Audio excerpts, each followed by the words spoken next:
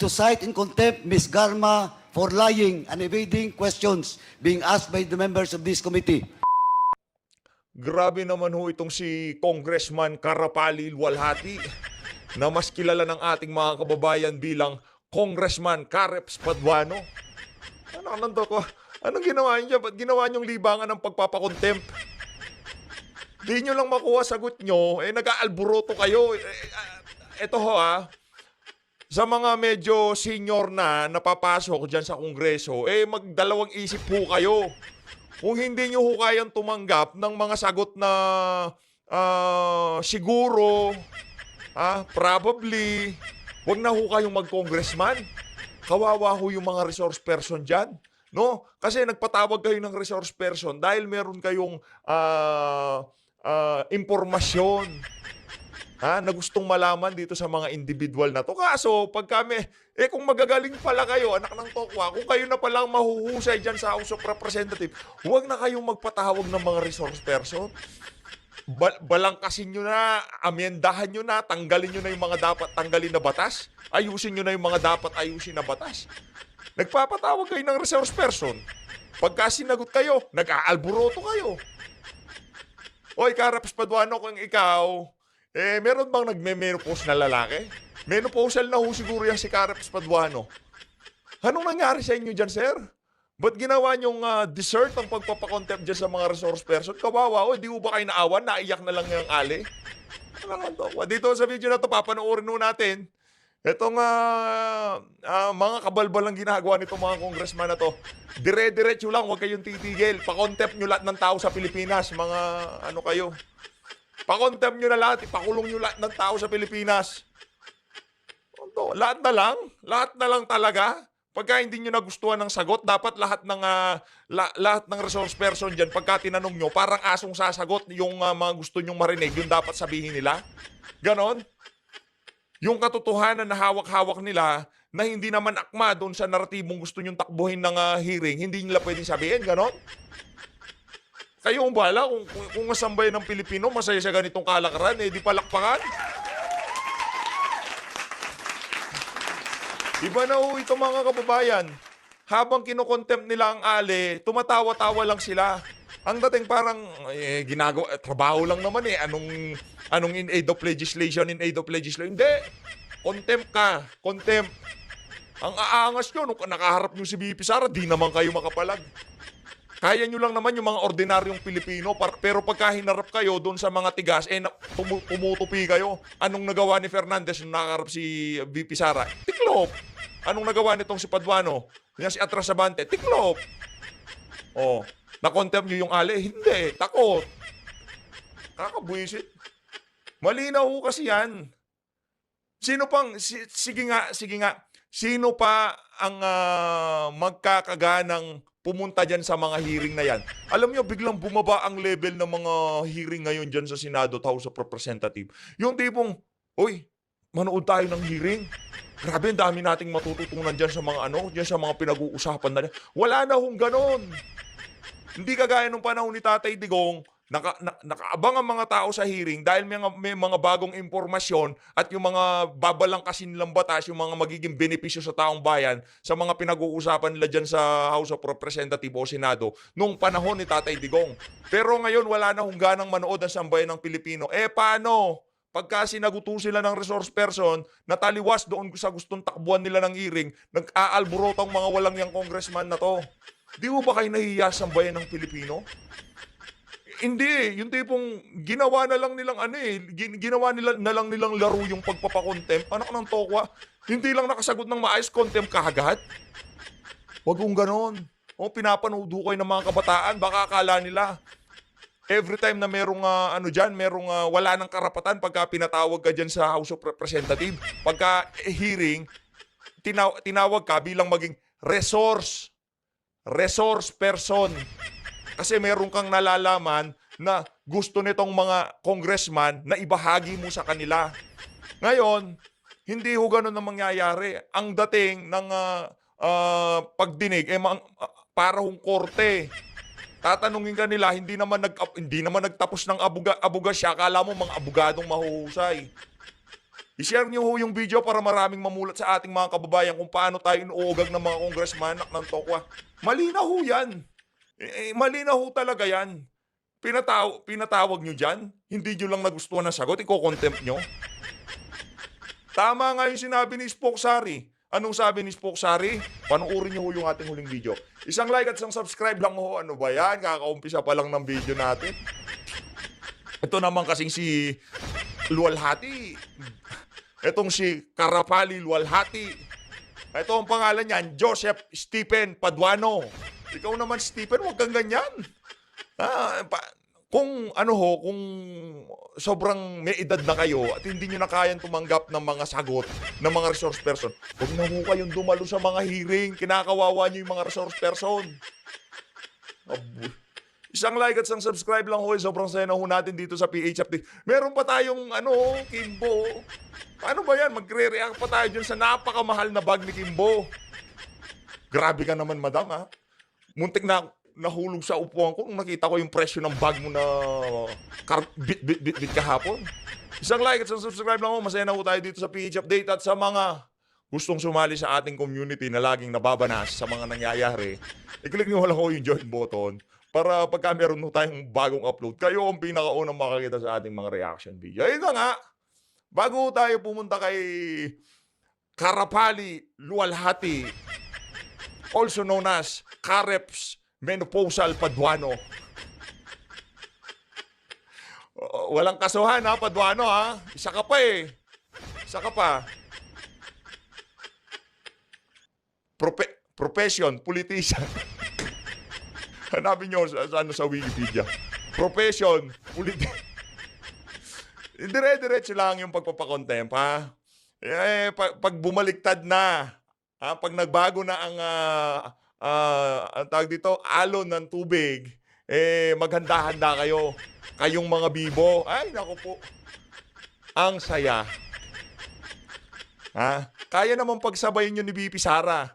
Imbestigahan yung mga bumalahura sa kanya sabay pag-asenso ng Pilipinas. Kaya niyang gawin yun. Multitasker siya. Kaya, okay lang yan. Huwag kayong mag-alala. Kaya yan ni VP Sara. Di ko tayo nababahala dyan. Kaya ni VP Sara na ayusin ang mga sinira ni Marcos Jr., yung mga infrastruktura na hindi natuloy dahil sa naumpisahan ni Digong.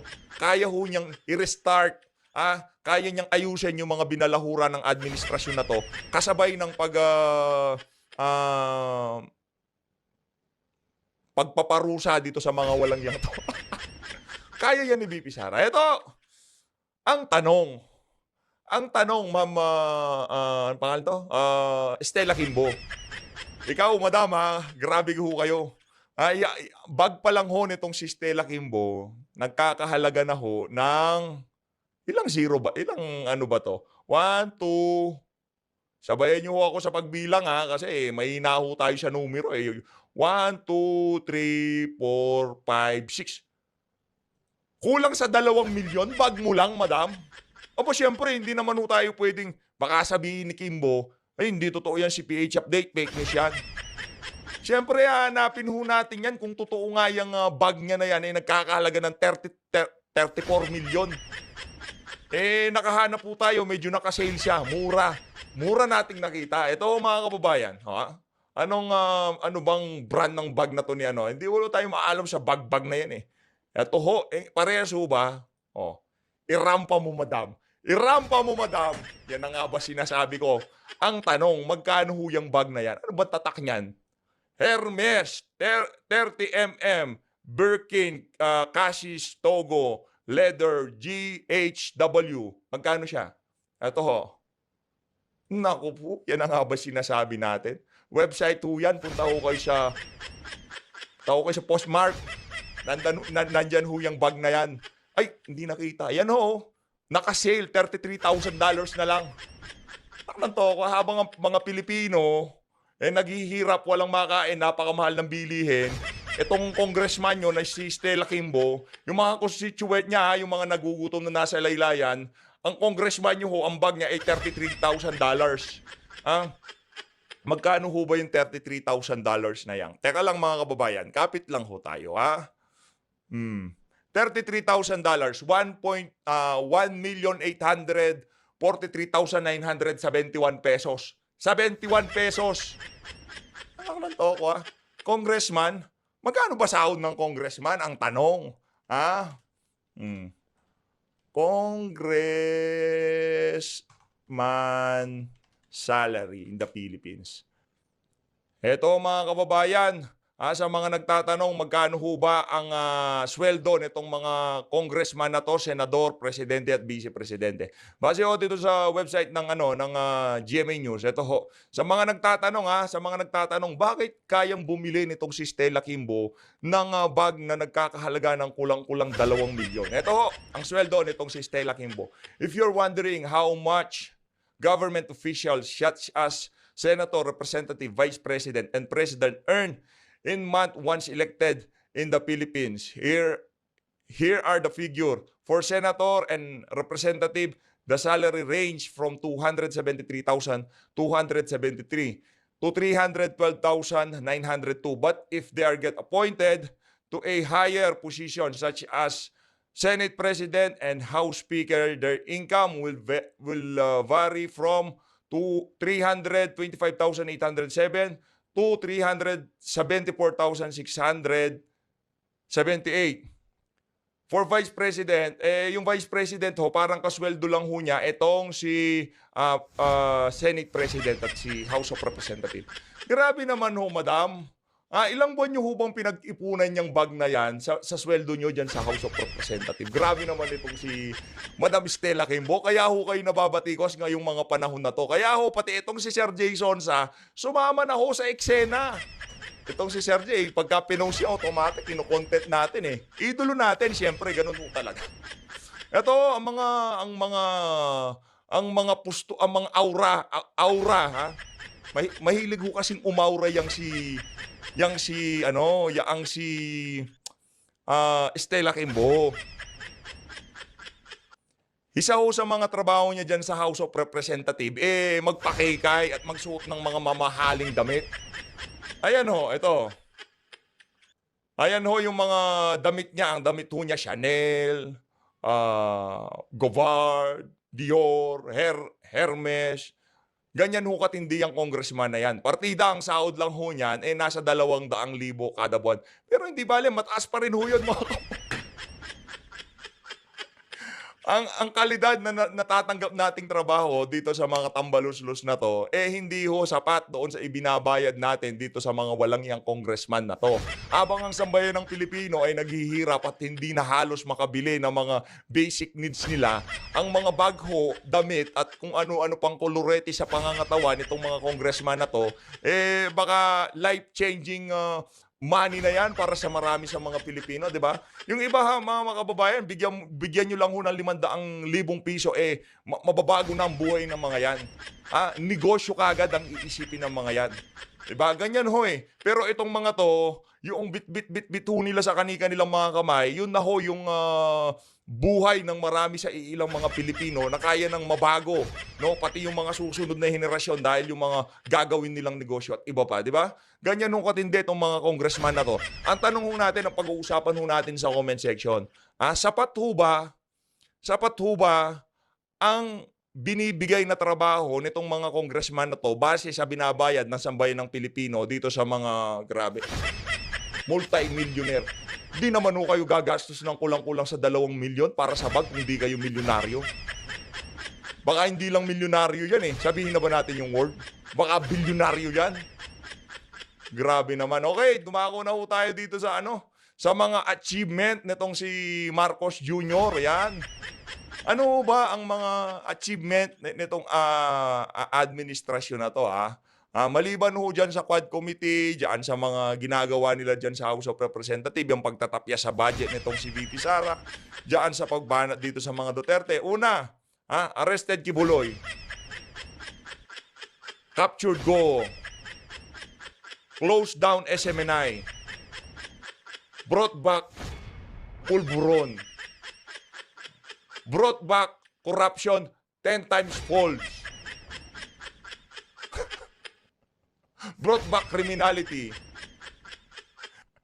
Embrace Pinklawan. Fred De Lima. Acquitted. Backstab Duterte. Tadeco. Palakpak. Sakit sa headache nitong administrasyon na to. Ito na ho, mga kababayan. Panoorin na ho natin itong si Karapali Luwalhati Paduano, itong si Kareps. Ano to? Anong klaseng ano to? Anong nangyayari sa Pilipinas?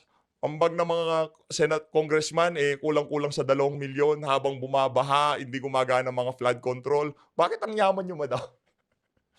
Kaya yung iba mga kabataan ngayon, dahil nakikita nila itong mga ginagawa nitong mga congressman na to, yung iba gusto talaga nilang pasukin ng politika. Hindi para tumulong sa mga kababayan natin. Gusto nilang pasukin ng politika dahil nakikita ho nila yung opportunity para yumaman ng mabilis. Ito, si Karapali Luwalhati, ito. Tapos yung travel problema? mo 2023 is 13 times. Oh, so? You travel 13 times abroad.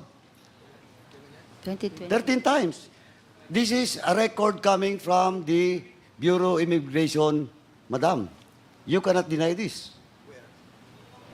Iba't ibang lugar, may Kuala Lumpur, may ano.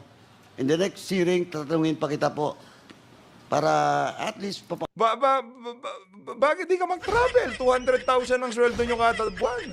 Mag-travel din ho kayo. Magkano ba yung piso fare? Ba't big deal yung pagta-travel na yun sa'yo, Kareps Paduano? Malay mo, nakaabang yan dyan sa AirAsia o sa piso fare. Wag ka nga babayaran mo na lang pagkain mo. Yung flight mo, kulang na lang, libre na. Big deal sa'yo? 2,000 pa nag-special bus from Manila to Baguio. Big deal sa'yo yon. Ano lang to? Yan o, mga Senate Congressman yung binabayaran. pauna na kita. Oh. Pero sa ngayon, ang tanong ko lang po, who sponsored you? How can you afford to travel 13 times in just 1 year? You're not anymore an official of the government. This is an official travel. Oh, where did you get? Where did you get? Ma'am, Piso fare, sabihin mo mata. oh, you want to an executive session? No, Your Honor. No? Also, answer me, always I set you in contempt. I paid for it, Your Honor. Yeah, you paid for it. How much is your, ano? How much is your, can you provide us? Are you Grabe. willing to Grabe naman ho yun. No? Tipong, ay nako, resource person niya. Ay nako. have a waiver for your bank accounts? No, Your Honor. No. Why? Because you're not telling the truth. You are hiding something. Ito, initial pa lang, mama. Oh. You travel 13 times? Ibig sabihin nun, more than every month you travel outside in the country. Now, last question ko, ma'am. Oh. What is, eto mama, diretso kita, what is your latest travel abroad? When was that? When was that? Japan, Grabe. Your Honor. Japan? Hindi, your purpose of your travel. USA, Your Honor. O USA. Now, pakiano lang, what happened? Grabe ano pati yung personal na buhay kakalkalin nila. Para saan ho ba yung mga travel na yan doon sa ile-legislate yung batas? Para saan ho ba yung mga travel ni Garma? Ano ho ba relevance ng travel ni Garma dyan sa mga batas na babalangkasin nyo? What happened with the travel? Okay, I have to travel to USA to Why? to bring my daughter in the US Why? because of this exposure. When was that? When was that? 28 last. When was that? Ano ngayon sa September? August, Mr. Chair. Ang daming August, 30 days yung August. 28. Hindi, ganito lang po, ma'am. 28. Diretsuhin kita. Oh, 28. your plan to travel in the US was August 28. That was the time that this Quadcom has already started, di ba? The investigation. Yes, Your Honor. And your name was already crop up. Yes, Tama? Your Honor. Oh. Now, in short, you're using that alibi to bring your daughter to the US to evade this investigation. Anong to evade this investigation? Dinala na nga siya doon yung anak niya sa Amerika para hindi mapahiya. No, Your Honor. Evade this investigation, nandyan na, tanga ka ba? Nandyan na nga yung, paano pa ini-evade, nasa harap mo na. Bugok na to. To evade this investigate. Ano ba itatanong nyo noong nabanggit pangalan niya? Sige nga, sagutin mo. No, okay. Anong nangyari? Ba't hindi ka naka-US? Bobo Ba't naman nandito ng ka tanong ngayon? yun. My Si visa, Paduano. US visa was Was- canceled. Why? Hindi po sinabi sa akin ang reason why. Hindi sinabi? You never asked? I asked, but Japan in charge on the desk did not tell me the No. reason. No. Kasi papasok ka sa US, di ba? Kasi kung hindi ka tinanggap ng Japan, that is the responsibility of Japan. But you were not allowed, di ba? To go to US because what? It was not explained to me by the in charge sa Japan po. Kasi nung Kawawa yung mga check-in resource po kami, Check-in for going to- kukuha po ng ticket, Japan to I know. US. You yeah. don't have a ticket yet. Yes, Your Oh, Honor. kaya nga eh. Kaya you want to travel to the US? Sir, But alam nyo, sir, yung mga ganyang klaseng tono nyo, mga datingan nyo dyan sa house, wala na akong nabibilib. Akala nyo ba pagka yung bossing nyo pang bardagulan, totoo na kagad sinasabi nyo? Ganun no, kasi sa kanila eh. Pagka yung boses nila ay medyo malaki at medyo naninigaw at namumulyaw, convincing na yung mga ano nila, banat nila. Nagpapakamarkuleta ka, kaso hindi mo naman kaya. you don't have a ticket? Oh, no, No. We Di ba? have- Inamin mo na eh. no, Your Honor. Ang ticket namin is all connecting. Nung Oh. magbo-board po ako, para kung mag-check-in kami for the seat, I wasn't able to get a seat kasi nag-error na yung system. So Sandali. we sought the Balikan ko muna. assistance. Yes po. So yung travel mo is from the Philippines connecting Japan to Japan. US. Yes, Your Honor. You have a ticket, Philippines, Japan, US. Yes, Your Honor. Are you sure of that? Ang binigay po ng... Sandali. Kaya tanong kita, simple na to. Paano siya sasagot? Sasabihin niya na yung sagot, binabara mo para Ma'am, namang... do not Yes. evade my question. Okay, yes, Your Honor. Your ticket is, as you have said, your ticket is Philippines, Japan, US. Yes, Your Honor. Oh, but you were not allowed. Yun na, may ticket ka, sigurado ka, Philippines, Japan, US. Ang ticket po namin is Philippine-Japan. Kaya nga, Your Honor. Huwag mo nga akong lituhin, ma'am. Ang tinatanong ko, malapit ka na, ma'am. Ang tinatanong ko kanina, Hindi mo maintindihan ang sagot, mag-travel ka kasi. Hindi, connecting flight niya nga sa Japan papuntang US. Ngayon, nung magbo-board na o kukuha na sila ng seat, wala na siyang makuha, kaya bumalik. Ewan ko, ayoko na. yung ticket mo is only Philippine, Japan. Sabi mo hindi. Philippine, Japan, US. You get a ticket in Japan for US. Boarding pass po yung kukunin na namin sa Japan. Ay, Hindi po nako. ako Anyway. nakakuha. Mag-travel ka kasi hindi mo alam ang mga sinasabi mo. Paduano, mag-travel ka. Dala ka na sweldo mo dyan. Ang connecting flight Japan, from Japan to US, di na nakakuha kasi puno na ang seat. Anyway, Your Honor. do you have a copy of that?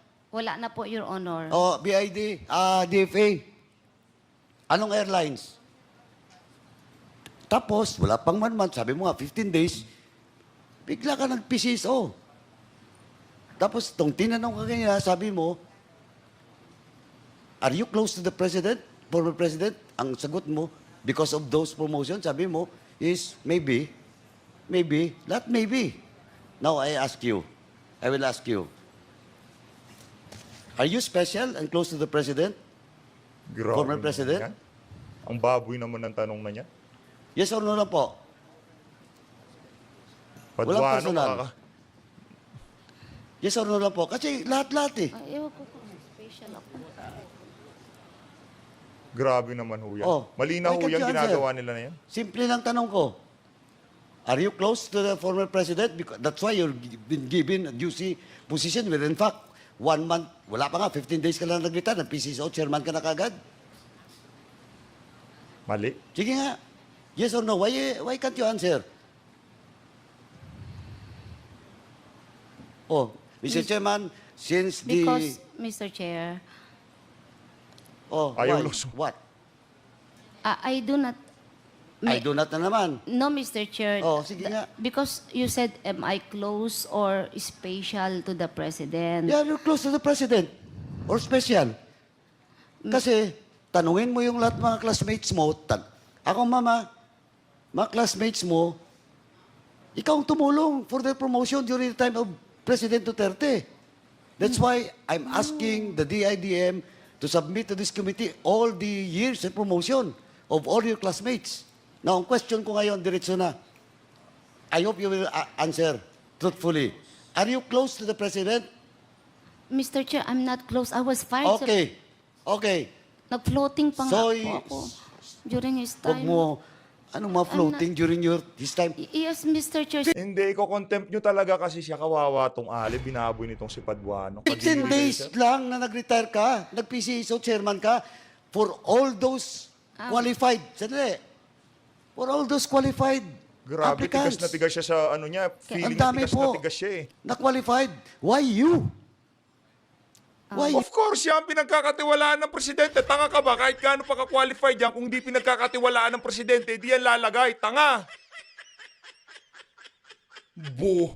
Bakit daw siya? Natural. Ako, presidente. Kahit gaano ka pa ka-qualified, malay ko bang surot ka dyan? Malay ko bang... Kayo ba maglalagay kayo ng hindi nyo pinagkakatiwalaan? Hindi nyo alam ang trabaho? You. And though, the fact is, Mayor Osmeña is keep on insisting, kaya nag-OIC ka lang kasi he never choose you in the list. Oo, malamang sa malamang, mayroong problema dun sa general na yon. Nasagasaan yung mga kung ano man. Tama. So ganon, itong si Mayor Osmeña is mas matindi. Matindi yan si Mayor Osmeña. Sino ba si Mayor Osmeña? Who is Mayor Osmeña? Answer me, Mr. Chair. Now, question ko ulit. Oh. Last na lang to, ma'am. Are you Oh, close, special to the President? For me, Mr. Chair, I don't feel close and special. Okay, now, Mr. you're Chair. lying. Because... You're lying, Can ma'am. I explain, Mr. Chair? Of course, explain. You know, there was once in my career na siya ang mayor, nag-floating po ako 6 months, I don't have any position. Ma'am, when was that? That was in 11. No, that Mr. was Chair, way, floating- way back. Way, way back, ma'am. Nag-floating po ako. But before he became President of this Republic, you're very close to the President. Before your assignment in Cebu, you're very close to the So, President. Paduano, anong gusto mong palabasin kung close siya kay President Duterte? Yan, natanggal tuloy. Bad trip. And now you're talking to this committee. You're telling us that you're not close to the President? That's only a simple question. Now you deny. You said no. You said no. Oh, Mr. Chairman, Dahil sinasabi nyo, close siya kay PRRD, sagot niya hindi, iko-contempt niyo siya dahil sinasabi niya hindi siya close kay PRRD. Ano ka lang to ko? Can I, Weird. Mr. Chair? kanina pa kita pinapa-explain. Pabalik-balik lang tayo. yes. Okay, given you were floated. Yeah. Kasi, 2011. yes, Mr. Oh, but after that, Ah. lahat na position mo, juicy. Can You I, can never stay. Palipat-lipat ka doon sa Davao and you will not be deployed as CIDG in Region 7. You cannot be deployed even the opposition of the mayor that time, Mayor Osmeña, if you're not close to the President. You're telling me that it's the Chief PNP? Now, kung Chief PNP, bakit nung nag-retire ka, 15 days after, PCHO chairman ka, if you're not chosen, if you're not close, if you're not special to the President? Oh. Oh, why you're not answering? perhaps, Mr. Chair, I am special. Perhaps ka na naman. Anyway, Mr. Chairman, ito, ano lang to, Mr. Chairman, for the record, but I moved to cite in contempt because Grabe. the resource person Grabe naman is yan. evading to answer questions. Anong evading? Nagpa-explain. Ayaw mo lang ang sagot. Being asked by almost all members. Oh. Ulit-ulit lang yung perhaps mo. Maybe. Ngayon, perhaps na naman. Move to cite you in contempt, Mr. Chairman. Mr. Chair. Mr. Chair. Mr. Chair. Grabe naman. Mr. Chair. Tawa-tawa lang, oh. If I may, honorable members, I will just allow the chair first to make a clarification on the motion of Congressman Paduano. Congressman Paduano, is Grabe, that the naiyak motion? na tong si Madam, oh. Yes. That's the motion. I move Mr. to Chair. cite in Sandali lang po, Co-Chair. Abante, give me the time because this is my time. Okay. Yabang, no? We will. I move to cite in contempt Ms. Garma for lying and evading questions being asked by the members of this committee and Ano ba yung truth sa inyo? Kung alam nyo na pala truth, ba't nyo pa pinapunta dyan? including this representation. So move, Mr. Chairman. Okay, there is... Mr. Chair. There is Mr. a Chair. Okay, before I rule... Before that, okay, is that sandali lang. an amendment to the motion? No, no. Yes. Perhaps please listen to my questions first before we act on the motion of my co-chair who is angry now. Okay.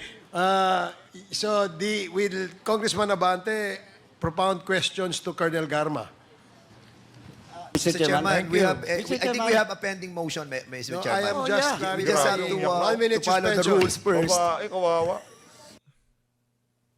Grabe. Hindi na ho to makatao, mga kababayan. Dito na ho tatapusin ang ating reaction video. Trauma eh. Yung tipong pagka hindi mo sinagot yung sagot na gusto nilang marinig, contempt. So guys, mga kababayan, nakakalungkot man ho, pero yan ho ngayon ang kalagayan ng ating bansa dito sa pamumunin bangag na to. Kasi yung presidente hindi abogado. Kaya hindi kagaya kay Tatay Digong. Pagka merong maling ginagawa yung mga tambaluslos, mako-call out niya, hindi naman abogado.